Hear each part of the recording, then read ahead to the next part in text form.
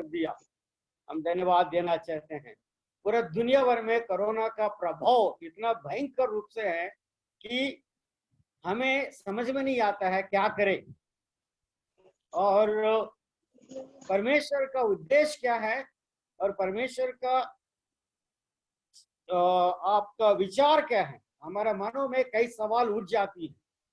इन हालातों में हमें क्या करना चाहिए? तो हम प्रभु का वचन से हम सीखेंगे कि प्रभु हमें क्या सिखाना चाहता है आत्मा के द्वारा। तो मेरा साथ कृपया अपना बाइबल खोलिए। दूसरी इतिहास 7वें अध्याय का 12 पद से हम 14 पद तक हम पढ़ेंगे। Second Chronicles chapter 7 verse 12 to 14, 3 पदों को हम पढ़ेंगे। कृपा करके मेरा साथ अपना बाइबल खोलिएगा।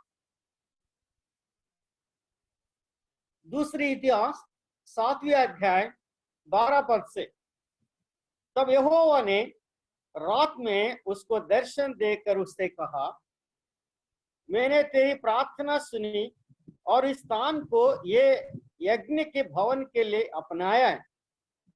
यदि मैं आकाश को ऐसा बंद करूं कि वर्षा ना हो, वह टिड्डियों को देश में उजाड़ने की आज्ञा दूं, वह अपनी प्रजा में मारी फैलाऊं। वर्स 14, ये आज के संदेश के वचन है। 14 वर्स 14, तब यदि मेरी प्रजा के लोग जो मेरे कहलाते हैं दीन होकर प्रार्थना करें और मेरे दर्शन की खोजी होकर अपने बुरी चाल से फिरें, तो मैं स्वर्ग में से सुनकर उनका पाप क्षमा करूंगा और उनके देश को ज्यों का त्यों कर दूंगा। प्रभु इस वचनों पर अपने आशीष देवे। प्यारो, हम इस वचन के अनुसार हम ध्यान करते हैं कि परमेश्वर का दर्शन राजा सुलोमन को दिया था। कौन सा परिस्थिति में उन्होंने क्या संदेश दिया था सुलोमन को? 12 पद में आपका सामने फिर से रखना चाह रहा हूं। तब यहोवा ने रात में उसको दर्शन देकर उससे कहा, मैंने तेरी प्रार्थना सुनी। तो मैंने तेरी प्रार्थना सुनी और इस स्थान को एक के भवन के लिए अपनाया। तो इन्होंने कब प्रार्थना किया? कौन सा परिस्थिति में प्रार्थना किया? क्या करके प्रार्थना किया? 3 बातों को हम पिछले देख सकते हैं पृष्ठभूमि के तौर पर। तो हम 5वें अध्याय 6वें अध्याय में यूं पढ़ते हैं, राजा सुलोमान ने परमेश्वर के लिए एक बड़ा से दुनिया भर में बड़ा से भवन को बनाया। The temple of the Lord, great temple of the Lord, ever built by anyone, King Solomon Davidson. तो दाऊद के पुत्र राजा सोलोमन ने दुनिया भर में इस्राएल के देश में सबसे महान मंदिर बनाया था। उस मंदिर बनाने के समय हम देखते हैं 7 साल बना और उसके बाद कई हजार लोग उसमें से काम किया। उसके बाद हम पढ़ते हैं परमेश्वर का उस नक्शा, ईश्वरीय नक्शा के अनुसार उन्होंने बना। और उस मंदिर की प्रतिष्ठा के समय राजा सोलोमन ने इस प्रकार से प्रार्थना किया। 1-2 वचन में आपके सामने रखना चाहूंगा उस प्रार्थना की पृष्ठभूमि को, ताकि हम जाने। उसके बाद जैसा पवित्र आत्मा हमें अगुवाई करता है वैसा हम आगे बढ़ेंगे। 13 पद एक बार पढ़ेंगे 6वें अध्याय का। दूसरी इतिहास 6वें अध्याय का 13 पद। Second Chronicle chapter 6 verse 13। Solomon ने 5 हाथ लंबी, 5 हाथ चौड़ी और 3 हाथ ऊंचे पीतल की एक चौकी बनाकर, एक प्लेटफॉर्म बनाकर आंगन के बीच में रखवाई थी। और उसके बाद उस पर खड़े होकर उसने सारे इस्राएल की सभा के सामने घुटने टेककर स्वर्ग की ओर हाथ फैलाया और कहा। तो यहाँ कितनी बड़ा एक प्लेटफॉर्म उन्होंने बनाया। हम देखते हैं सुलोमन ने 5 हाथ लंबी, 5 हाथ चौड़ी और 3 हाथ ऊंची पीतल के कुछ चौकी जो प्लेटफॉर्म बनाया, उसके ऊपर खड़े होकर लोगों को हाथ दिलाया और नमस्कार कहा। उसके बाद उन्होंने घुटने टेककर प्रार्थना की। और इस प्रार्थना में अलग अलग प्रार्थना इस प्रार्थना मंदिर की प्रतिष्ठा के समय उस प्रार्थना के सारांश ये था, इस्राएल लोग यदि पाप किया तो आपका महाक्रोध उसके ऊपर पड़ने के बाद अलग अलग क्रोध, तो उसमें से कुछ मैं आपका सामने रखना चाहूंगा।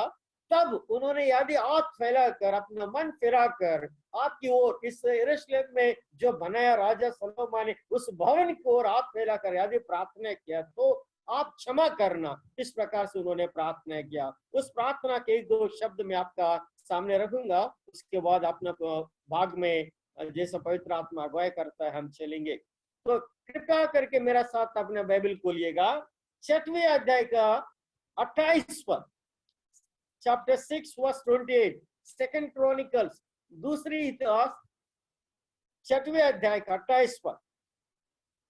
जब इस देश में अकाल व मारी व जुलूस हो व बुराई और टिड्डियां या कीड़े लगे व उनकी शत्रु उनके देश में फटका में उन्हें गिर रखे व कोई विपत्ति व रोग हो, तब यदि कोई मनुष्य या तेरी सारी प्रजा इस्राएल जो अपना अपना दुख और अपना अपना खेद जानकर और गिड़गिड़ाहट से साथ प्रार्थना करके अपने हाथ इस भवन की ओर फैलाए, तब उन्हें क्षमा करना।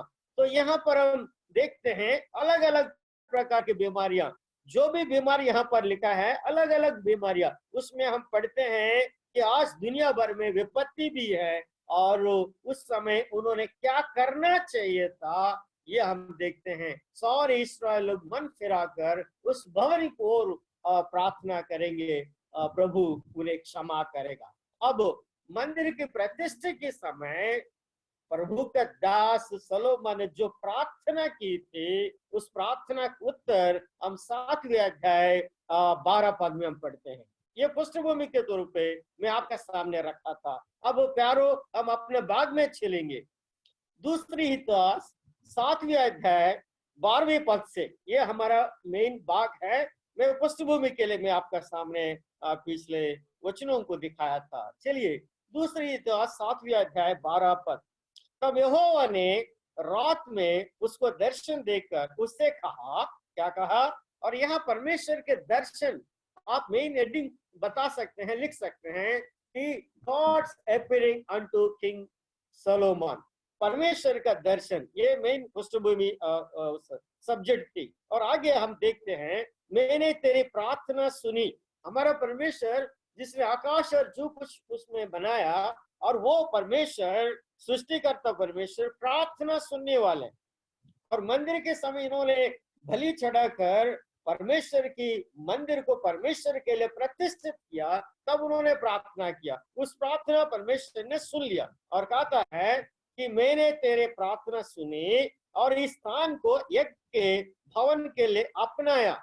सो ये देखते हैं परमेश्वर का भवन को परमेश्वर ने स्वीकार कर लिया, अपना लिया, सेवा के लिए, समर्पण के लिए, भक्ति के लिए। और 13 पद में आगे बढ़ेंगे, यदि मैं आकाश को ऐसा बंद करूं कि वर्ष ना हो, यानी परमेश्वर यदि आपको वर्ष देना चाहिए, परमेश्वर का हाथ में है, बंद करने वाला वही है और खोलने वाला भी वही है। जब परमेश्वर नूह के समय में जल प्रलय को, आकाश के दरवाजों को खोला, और कौन उसको बंद कर सकता है? Nobody can close the door of heaven when God has opened. जब परमेश्वर ने दरवाजों को खोलता है आकाश के, कोई नहीं बंद कर सकता। और एट द सेम टाइम पीछे जो है नूह के जहाज को परमेश्वर ने बंद किया और कोई भी उसको नहीं खोल सकता। आकाश में जो दरवाजों को परमेश्वर ने खोला, कोई भी बंद नहीं कर सकता। और नीचे जो नूह के जहाज को परमेश्वर ने बंद किया, कोई भी नहीं खोल सकता। तो हम क्या देखते हैं, परमेश्वर हमारा प्रार्थना सुनने वाला है। और यहाँ पर आकाश को वर्षों के लिए बंद करने वाला, खोलने वाला वही करके हम देखते हैं। दूसरा उन्होंने क्या कहा 13 पद में, टिड्डियों को देश में उजाड़ने की आज्ञा दो। और यहाँ बीच में हमारे हिंदुस्तान में भी कई हजारों टिड्डियां, लाखों टिड्डियां आए थे और पूरा उजाड़ दिया। और यहाँ पर हम देखते हैं वो अपनी प्रजा के मारी फैलाओ। और यहाँ तीसरी पॉइंट है, नंबर 1, आकाश से वर्ष को बंद करने वाला और खोलने वाला परमेश्वर थे, हमारा परमेश्वर है। और दूसरा, टिड्डियों को देश में उजाड़ने के लिए भेजने वाला हमारा परमेश्वर, और उसको बंद करने वाला भी हमारा परमेश्वर। तीसरा, पूरा दुनिया भर में और मारी फैलाने वाला भी परमेश्वर है, उसको बंद करने वाला भी हमारा परमेश्वर। आज हम देखते हैं पूरा दुनिया भर में भयंकर महामारी जो कोरोना पड़ा हुआ है, पूरा दुनिया भर में। नेशनल डिजास्टर नहीं है जी, ये वर्ल्ड डिजास्टर है। पूरा दुनिया भर में भयंकर रूप से लाखों लोग मर चुके हैं और लाखों लोग इसका जपट में आ चुके हैं। तो इसलिए परमेश्वर का यहाँ वाणी हम ये देखते हैं कि तब परमेश्वर का संदेश क्या है इन हालातों में, इन परिस्थितियों में, इन बीमारी के क्षेत्र में, इन दुख की परिस्थितियों में परमेश्वर का वाणी क्या है। 14 पद, वर्स 14, 14 मेन हमारा जो भाग में हम जा रहे हैं। 14 पद, तब यदि मेरी प्रजा के लोग जो मेरी कहलाते हैं, ये स्टेटमेंट थोड़ा ध्यान से सुनिएगा जी। 14 पद में क्या कहा उन्होंने, तब यदि मेरी प्रजा के लोग जो मेरी कहलाते हैं, मेरी प्रजा के लोग जो मेरी कहलाते हैं, यदि कंडीशन दीन होकर प्रार्थना करें। यहाँ दो पद है, दो बात है यहाँ पर, दीन होना और प्रार्थना करना। दीन होकर नंबर 1, दूसरा प्रार्थना करें, तीसरा मेरे दर्शन की खोज होकर, और चौथा अपनी बुरी चाल से फिरे। 4 पॉइंट्स आज की स्टडी है, 4 बातें।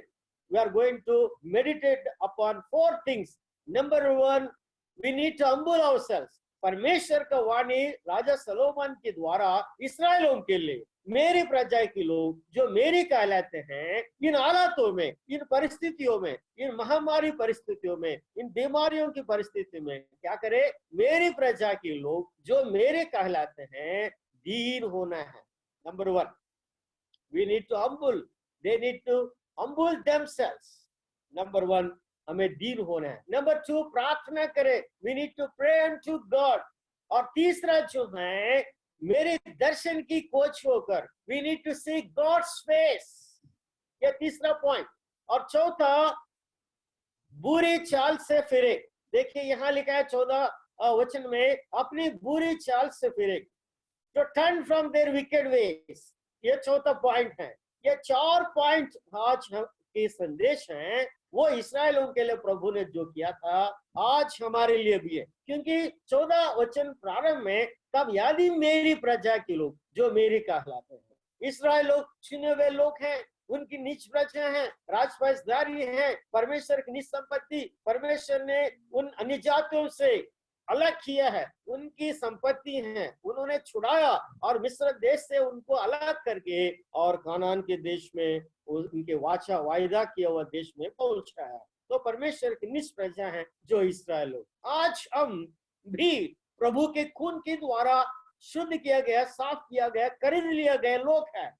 हम chosen people हैं, रॉयल प्रीस्ट यानी चुने हुए वंश, ये राजपक्षधारी याजकों के लोग हैं और उनकी निज प्रजा, उनकी संपत्ति और परमेश्वर के पवित्र लोग हैं, और उनके लिए यहाँ पर गवाही रूप से प्रभु ने रखा है। तो इसलिए हमें उनकी जो प्रजा कहलाते हैं और जो उनके लोग, हमारे लिए क्या संदेश है कि नंबर 1, हमें दीन होना है। We need to humble ourselves. यहाँ पहले पॉइंट में आते हैं, अम्बुल यदि है तो उसके परिणाम प्रभु बाद में हम देखते हैं क्या करने वाला, उन्हें क्षमा करने वाला और उनके देश को चंगा करने वाला, क्षमा करने वाला और चंगा करने वाला। तो हमें क्या करना चाहिए, अपने आप को नम्रता दीनता के साथ तो हम प्रभु की शरणों में पाया जाना चाहिए। तो प्यारो, आप वचन पढ़ते हैं कि लूसीफर के बारे में कितना ऊंचा परमेश्वर ने उसको आशीष दी, ऊंचे स्थान, ऊंचे पदवी, ऊंचे विचारों और ऊंचे जीवन उनको होना चाहिए था। उन्होंने परमेश्वर से भी अपने आप को ऊंचा कर दिया। इसलिए वहां से उस घमंड के कारण, उसमें नम्रता नहीं थी, दीनता नहीं थी, इसलिए वहां से उनको गिराया गया। परमेश्वर का वचन हम पढ़ते हैं और दुनिया भर के जो राजा थे, नेबुकदनेस्सर राजा राजा जो नेबुकदनेस्सर, उन्होंने भी अपने आप को ऊंचा कर दिया। परमेश्वर ने उनको भी क्या किया, जंगल में एक जानवर जैसा बनाया और घास खाते रहे। 7 साल वो पशु बन गया था। तो तब उनको जब अकल आई कि उनको पर भी परम प्रधान परमेश्वर है, तब परमेश्वर उनको वापस उनके पुनः राजा का गद्दी दिया और उसके बाद उनको आशीष दी। तो प्यारो, हम परमेश्वर के वचन से क्या सीखते हैं? अपने वर से, अपने वरदान से, अपने धन से, अपने ज्ञान से, अपने पदवी से हमें घमंड नहीं करना चाहिए। कई लोग घमंड करते हैं अपने नौकरी से, अपने ज्ञान से, अपनी उम्र से, अपनी पैसा से, धन से घमंड करते हैं। परंतु हम प्रभु के वचन से क्या सीखते हैं? यिर्मयाह की नबी 9वीं अध्याय के 23 में हम क्या पढ़ते हैं? क्या 13 पद देखिएगा। यिर्मयाह की नबी, परमेश्वर के वचन से हम जब ध्यान करते हैं कि हमें किस प्रकार से जीना चाहिए। यिर्मयाह की नबी 9वीं अध्याय निकालेंगे। यिर्मयाह 9वीं अध्याय, मेरे साथ अपना बाइबल खोलिएगा। 9वां अध्याय उसका 23वां पद। यिर्मयाह 9वीं अध्याय का 23 पढ़ेंगे, 23वां पद। क्या लिखा है यहाँ परमेश्वर के वचन से? हम यूं पढ़ते हैं, यहोवा यूं कहता है, बुद्धिमान अपने बुद्धि पर घमंड ना करे। These are the commandments of the Lord. परमेश्वर का आज्ञा है प्यारो।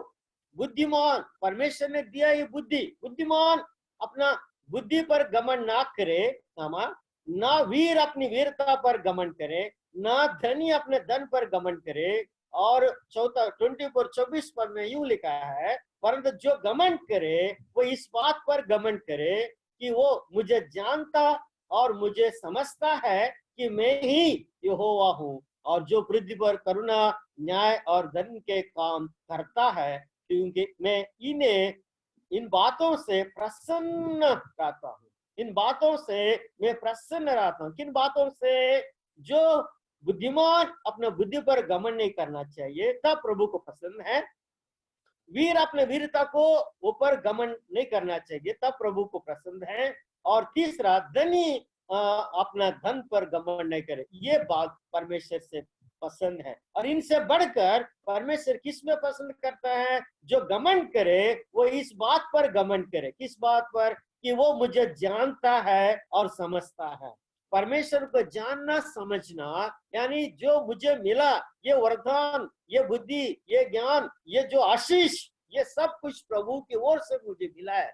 और इसमें हमें नम्रता, दीनता के साथ धन्यवाद देना चाहिए। इसमें प्रभु की पसंद है और प्रसन्न करता है। तो प्यारो, और हमें परमेश्वर के बारे में समझना और जानना, उसमें आनंद होना, और उनके करुणा और न्याय और धर्म के काम के अनुसार हमें अपने आप को नम्र और दीन बनना चाहिए। तो यहाँ परमेश्वर स्वयं अपने दास सोलोमन से कहता है, भविष्य में प्रार्थना सुना, भविष्य में यदि मारी आया, या अकाल आया, या विपत्ति आया, नेशनल डिजास्टर आया, या वर्ल्ड डिजास्टर आया, जो भी आया इसराइलियों के लिए और आज हमारे लिए और अविश्वासियों के लिए पूरा देश भर में, दुनिया भर में, तो हमें क्या करना चाहिए? उस सृष्टिकर्ता परम प्रधान परमेश्वर को हमें नम्रता, दीनता के साथ स्मरण करना चाहिए और अपना आप को नम्र और दीन बनना चाहिए।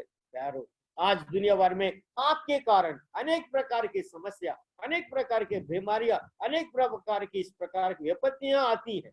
पाप फैल गया, इतनी भयंकर रूप से फैल गया, और वे लोग जो है परमेश्वर के लिए आज जगह नहीं है, परमेश्वर को स्मरण करने के लिए उनके पास समय नहीं है। प्यारो, तो हमें जो चुने गए लोग, जो राजपजधारी याजकों के समय, जो प्रभु की निज प्रजा, जो उनके कहलाते हैं, हम अपने जीवन में नम्रता, दीनता होना चाहिए। हमारे प्रभु समझ के बारे में हम देखते हैं फिलिपियों की किताब 2 अध्याय में, वो सर्वशक्तिमान प्रभु होकर, परमेश्वर का समान में होकर, उसका रूप में होकर अपने आप को नम्र कर दिया, दास बन गया। दीनता, नम्रता हम देखते हैं। यहाँ तक वो अपना ये बन गया कि वो मृत्यु तक भी वो अपने आप को हमारे लिए मृत्यु तक भी बन गया। तो हम फिलिपियों की किताब दूसरा अध्याय में यूं पढ़ते हैं, इसलिए परमेश्वर उनको ऐसा ऊंचा कर दिया, हर एक नाम उनकी हर एक जीव उनके नाम अंगीकार करे, हर एक घुटना उनके नाम से ये कहे और ये प्रभु करके। तो हमारा प्रभु सर्वशक्तिमान प्रभु परमेश्वर है, उनका नम्रता दीनता हम देखते हैं। अब परमेश्वर के वचन में यूं पढ़ते हैं, नीत वचन 15 अध्याय का 33 पद में और 16 अध्याय 18 पद में, नम्रता जो है हमारा जीवन में आदर के पहले होता है, घमंड विनाश के पहले घमंड होता है, विनाश के पहले घमंड होता है। प्राइड कम्स बिफोर फॉल, जो लूसीफर का साथ हुआ, शैतान का साथ हुआ। प्राइड कम्स बिफोर फॉल, यानी विनाश के पहले घमंड होता है और आदर के पहले नम्रता होती है। ये दोनों में हम किसमें है प्यार? जो वरदान मुझे दिया, जो भाषा मुझे दिया, जो धन मुझे दिया, जो पदवी मुझे दिया, जो अधिकार मुझे मिला, ये सब कुछ उनकी कृपा से, उनकी करुणा से, उनकी दया से हमें मिला है। तो इसलिए हमें क्या करना चाहिए? प्रभु जितने भी ऊंचा करे, जितने भी ऊंचा करे हमें, और हमारा परमेश्वर ऊंचा परमेश्वर सर्वशक्तिमान है, उनके सामने नम्रता दीनता के साथ आगे बढ़ना चाहिए। तो पहले पत्रस 5 में लिखा है, परमेश्वर दीनों को अपना अनुग्रह दिखाता है और घमंडी लोगों को वो घृणा करता है, अहंकार लोगों को घृणा करता है। दीनों को अपना नम्रता और नम्रता यादी है, अपने कृपा दिखाता है, प्रभु कृपा दिखाने वाला। तो ये पहले पॉइंट इस्राएल लोगों के लिए जो थे और आज हमारे लिए प्यार हो।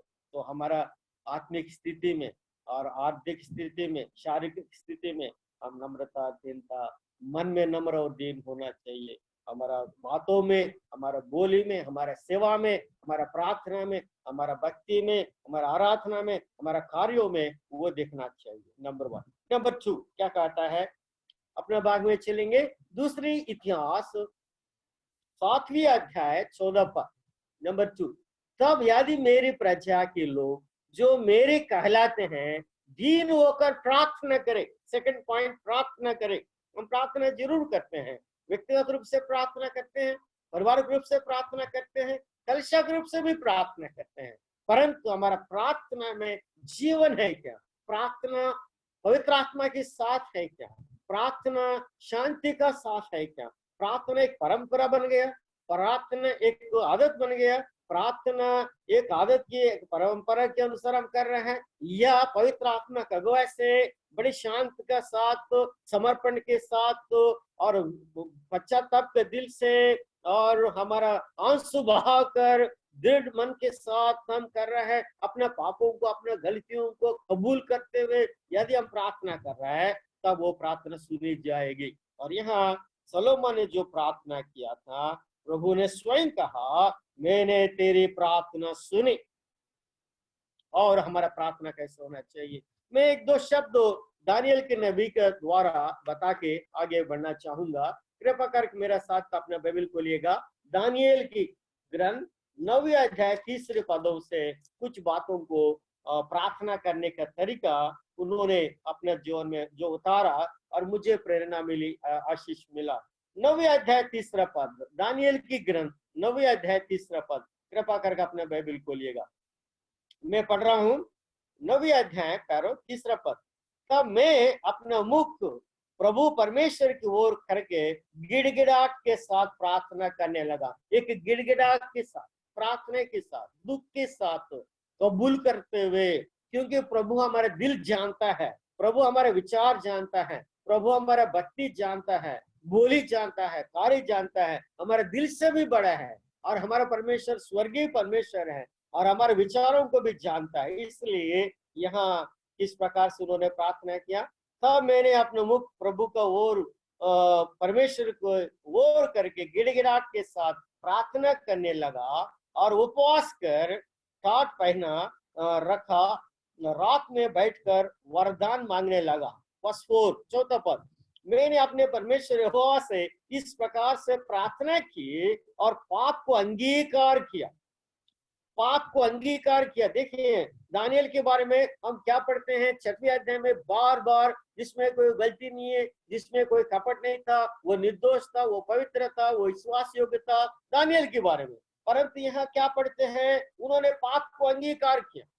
और हमारा स्थिति प्रभु जानता है, हमारा गवाही प्रभु जानता है, इसलिए प्रभु की दृष्टि में अपने आप को, हमारा जो कमजोरियां हैं, हमारा जो परिस्थितियां प्रभु जानता है, उनके सामने हमें प्रार्थना करना चाहिए गिड़गिड़ाहट के साथ, अंगीकार करते हुए।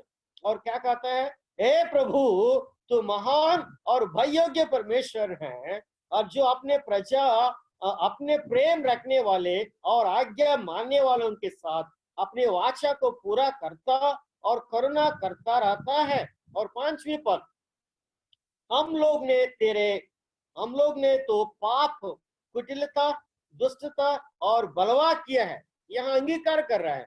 तो जब हम प्रार्थना करने के लिए घुटने टेकते हैं, अपना दिल उंडेलते हैं, एक पश्चाताप के साथ, समर्पण के साथ, तो गिड़गिड़ा के साथ, तो तब हमारा परिस्थिति प्रभु जानता है, वो देखता है। और यहाँ किस प्रकार से दानियल प्रार्थना कर रहा है, हम लोग ने तो पाप नंबर 1, दूसरा कुटिलता, तीसरा दुष्टता और चौथा बलवा किया है। अंगीकार कर रहा है हमारा प्रार्थना में, देखिए बलवा किया है, और तेरे आज्ञाओं और तेरे नियमों को तोड़ दिया है, तोड़ डाला है। तेरे आज्ञाओं को, तेरे नियमों को हमने तोड़ डाला है। और यहाँ दानियल के बारे में यदि हम पढ़े, बचपन से एक विश्वासी थे, वे भक्त थे और पवित्र थे, जिसमें ना दोष था, निर्दोष थे, तो भी दानियल जो है यहाँ अपने पापों को कबूल कर रहा है परमेश्वर का सामने। और उसके बाद सुंदर पद उन्होंने बतलाया 6वीं पद में, और तेरे जो दास नबी लोग, 6वीं पद, और जो तेरे दास नबी लोग हमारे राजाओं, हकीमों, पूर्वजों और सब साधारण लोगों से तेरे नाम से बातें करते थे, उनकी हमने ना सुनी। विशेष पॉइंट बता रहे हैं, राइट फ्रॉम द बिगिनिंग, प्रारंभ से परमेश्वर आपने अपने दासों और नबियों के द्वारा आपने हमारे राजाओं को भी संदेश दिया था, हकीमों को भी संदेश दिया था, पूर्वजनों को भी संदेश दिया था, सब साधारण लोगों को भी तेरे नाम से संदेश दिया था, परंतु उन्होंने उनकी हमने नहीं सुनी। अंगीकार कर रहे हैं, उनकी हमने नहीं सुनी। और परमेश्वर कितना दयालु है, सबसे बातें करने वाला, राजाओं से बात किया, अपने नबियों के द्वारा, हकीम से भी बात किया, पूर्वजनों से भी बात किया, सब साधारण लोगों से भी परमेश्वर ने बातें की, परंतु उन्होंने नहीं सुनी। और आज भी परमेश्वर अपने दासों के द्वारा संदेश दे रहा है, हमें सुनना चाहिए, हमें उसको अंगीकार करना चाहिए, हम उसके अनुसार चलना चाहिए, केवल ना सुनने वाला नहीं है, उसके अनुसार चलने वाला बनना चाहिए करके याकूब लिखता है। अनेक लोग सुनने वाले, बोलने वाले हैं, परंतु उसके अनुसार चलने वाला कम है। परमेश्वर उन्हीं लोगों से प्रसन्न है जो उनकी बातें सुनता है और उसके अनुसार चलता है और उसको पढ़ता है।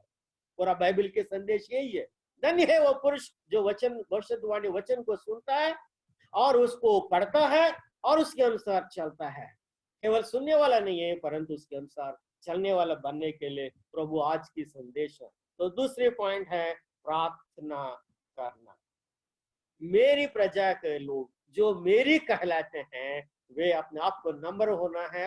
नंबर 2, प्रार्थना करना चाहिए। नंबर 3 हम पढ़ेंगे। नंबर 3 क्या लिखा है, दूसरी इतिहास 4 अध्याय वर्स 14 पद में यूं लिखा है कि मेरी और मेरे दर्शन की खोज होकर, हिंदी में अच्छा लिखा है, to seek God's face, to seek my face.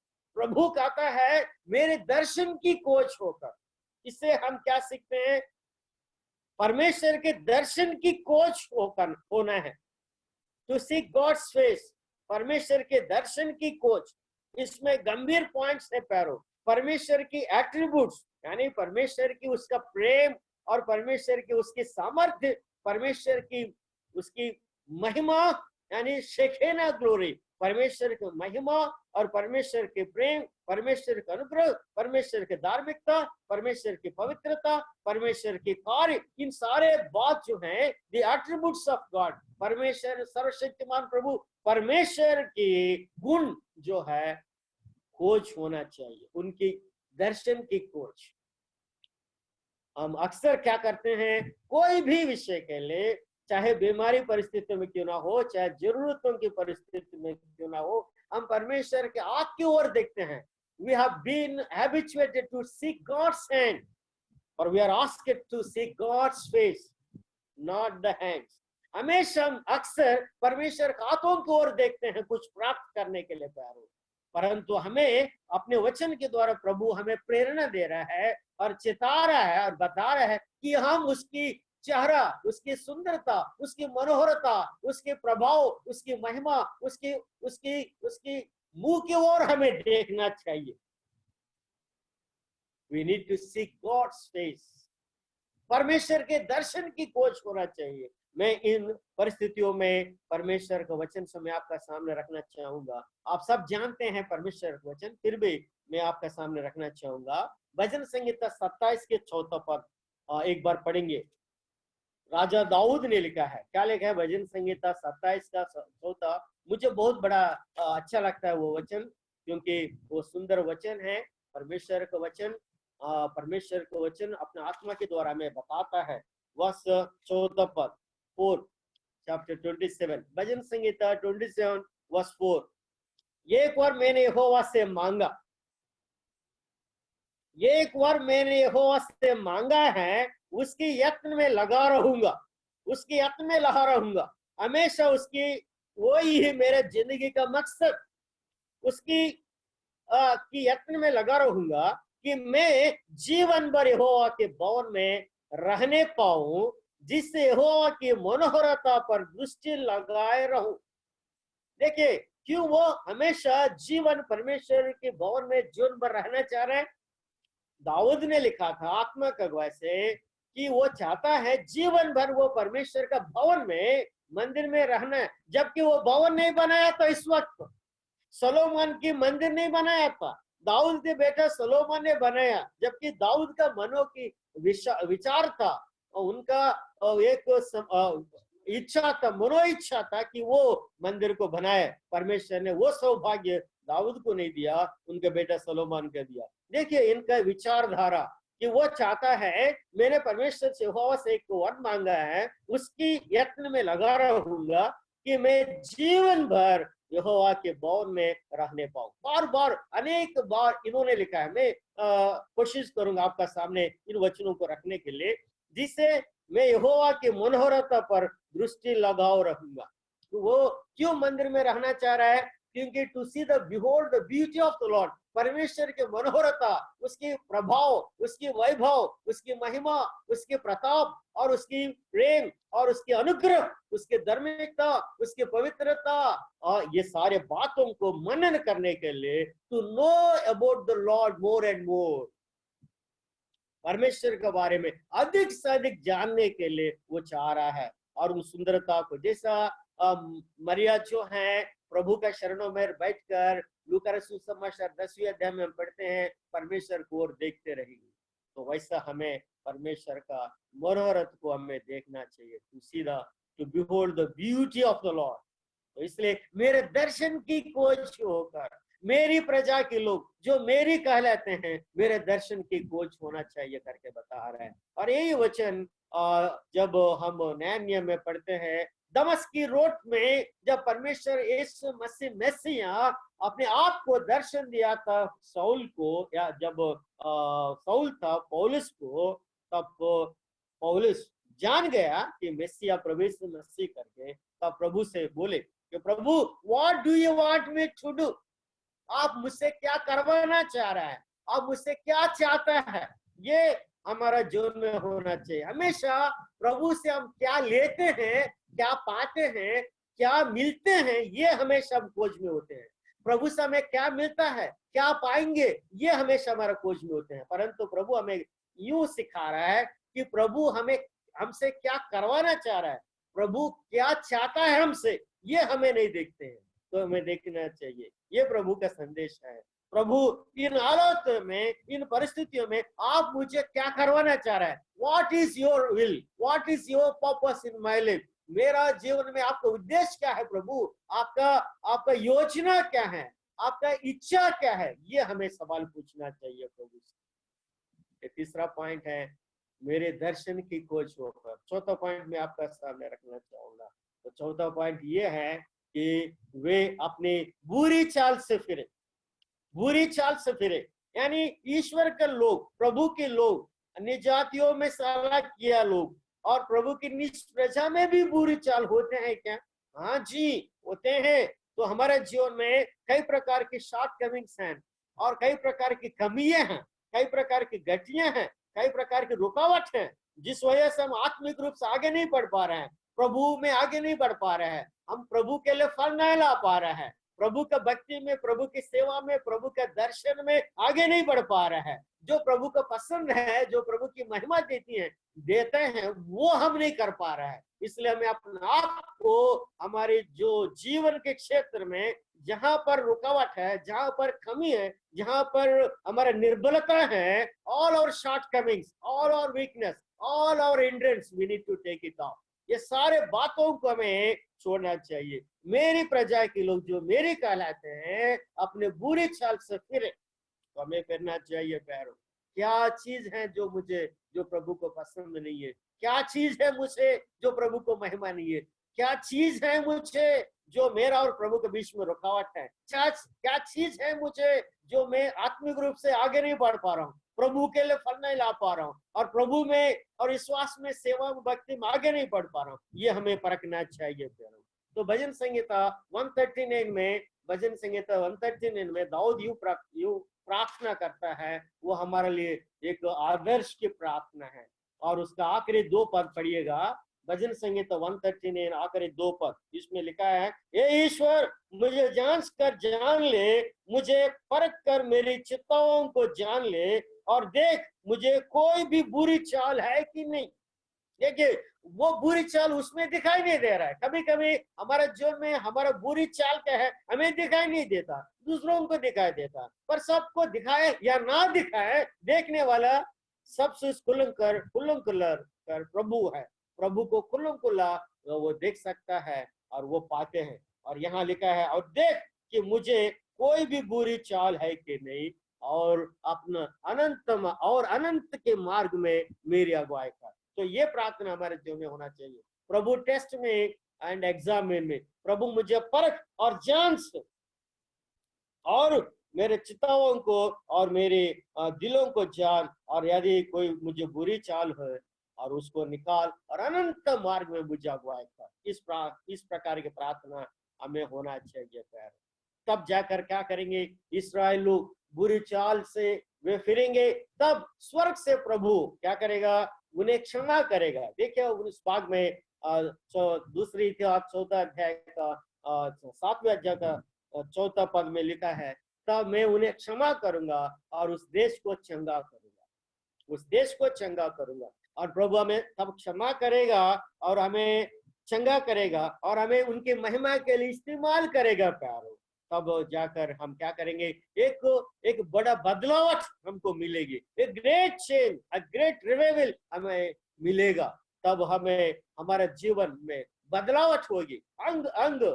जैसा दूसरी कुरिन्थी 3 अध्याय 18 पद में लिखा है, प्रभु की आत्मा के द्वारा हम दिन प्रतिदिन प्रभु के जैसा अंग अंग बदलते जाएंगे, उस अंश बदलते जाएंगे, उनकी तेजस्वी वो महिमा की रूप में बदलते जाएंगे, अंश रिलारा प्यारो। तो हम इस वचन को हम देखते हैं पहले यूहन्ना 3 अध्याय का दूसरे पद में भी हम पढ़ते हैं, पहले यूहन्ना 3 अध्याय का। और जब हम स्वर्ग जाएंगे, अब क्या होगा अब तो पता नहीं, जब हम स्वर्ग जाएंगे हम उनकी जैसा हम होंगे, उनके समान होंगे।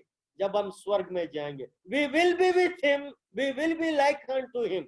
हम प्रभु के साथ होंगे, प्रभु के जैसा होंगे प्यारो। ये एक हमारे लिए आशा है, धन्य आशा है। जब हम इन चारों बातों को, जब अपने आप को प्रभु में दीन और नम्रता बनाएंगे और प्रार्थना करेंगे, और तीसरा प्रभु के दर्शन की खोज होंगे, और चौथा बुरी चाल से फिरेंगे, तो प्रभु हमें क्षमा करेगा और हमें चंगा करेगा और हमारे देश को, हमारा दुनिया को चंगा करेगा।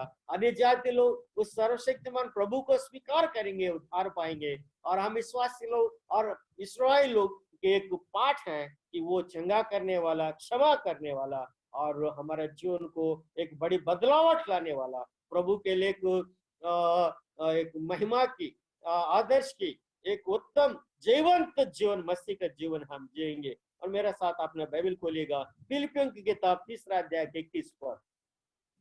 फिलिपियों की किताब 3 अध्याय का 21 पद हम पढ़ेंगे। Philippian chapter 3 verse 21।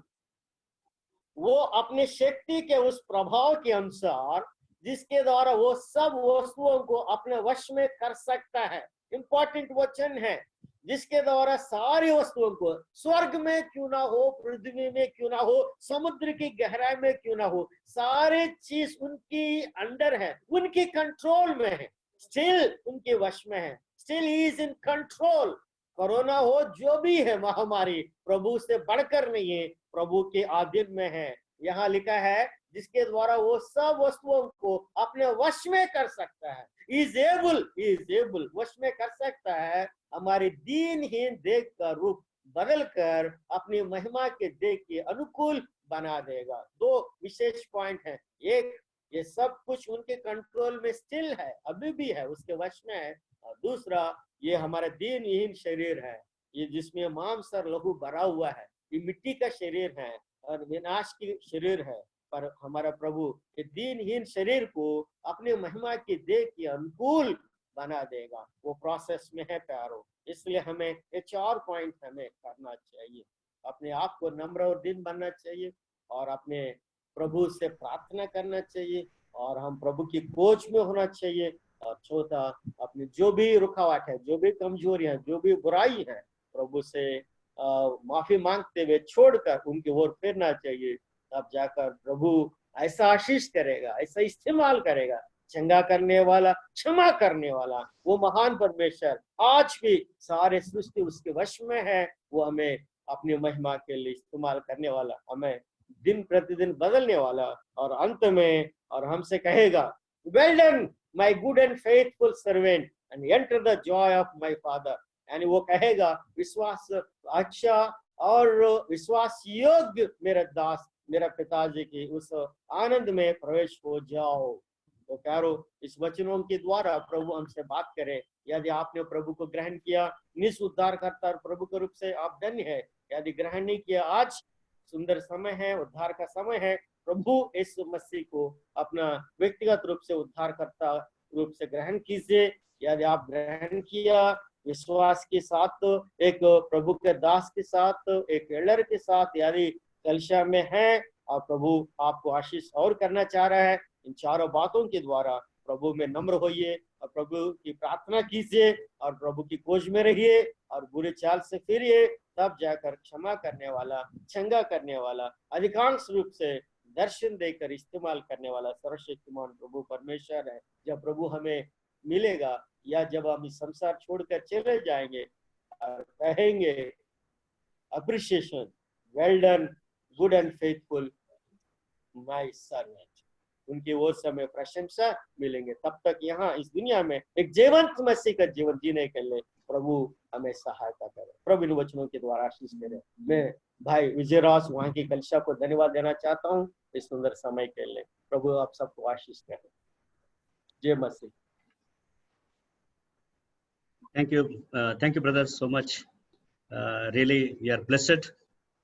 हम सब आपके द्वारा प्रभु का वचन सुन करके सचमुच में इन 4 बातों को फिर से हम सुना है कि इन दिनों में हमारे लिए एक बहुत बड़ी जिम्मेदारी है और उस जिम्मेदारी को हम इन 4 बातों के द्वारा हम निभाए। और परमेश्वर हमसे क्या चाहता है, हम क्या कर सकते हैं। फिर से परमेश्वर के दास ने हमें स्मरण दिलाया कि सबसे पहले हम अपने आप को दीन और नम्र करें। और ये शब्द हमारे जिंदगी भर के लिए हमारे साथ रहेगा, क्योंकि हमारा प्रभु जिस पर हमने विश्वास किया है, उनकी दीनता और उनकी नम्रता हमारे साथ या हमारे सामने हमेशा के लिए रहता है। इस कारण हमें जरूरी है दीन और नम्र बनने के लिए। और दूसरी बात, प्रार्थना करने के लिए।